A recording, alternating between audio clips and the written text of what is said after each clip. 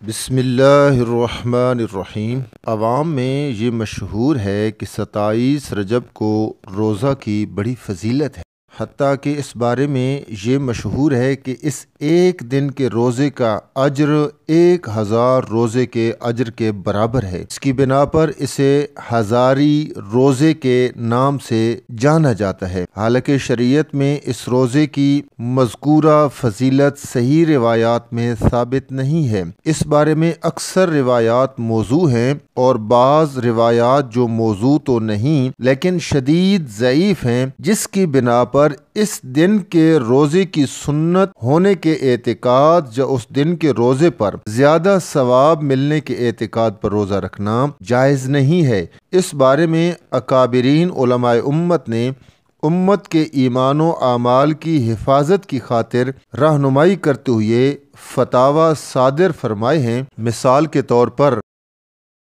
فتاوی دارالعلوم دیوبند میں حضرت مولانا مفتی عزیز الرحمان صاحب رحمہ اللہ لکھتے ہیں کہ 27ویں رجب کے روزے کو، جسے عوام ہزارہ روزہ کہتے ہیں اور 1000 روزوں کے برابر اس کا ثواب سمجھتے ہیں، اس کی کچھ اصل نہیں۔ یہ فتاوی دارالعلوم دیوبند میں بات مذکور ہے، اور اسی طرح فتاوی رحیمیہ میں حضرت مولانا مفتی سید عبدالرحیم صاحب لاجپوری رحمہ اللہ لکھتے ہیں کہ 27ویں رجب کے بارے میں جو روایات آئی ہیں وہ موضوع اور ضعیف ہیں، صحیح اور قابل اعتماد نہیں، لہذا 27ویں رجب کا روزہ عاشورہ کی طرح مسنون سمجھ کر 1000 روزوں کا ثواب ملنے کا اعتقاد رکھنا ممنوع ہے۔ یہ فتاوی رحیمیہ میں یہ بات موجود ہے۔ وما علینا الا البلاغ۔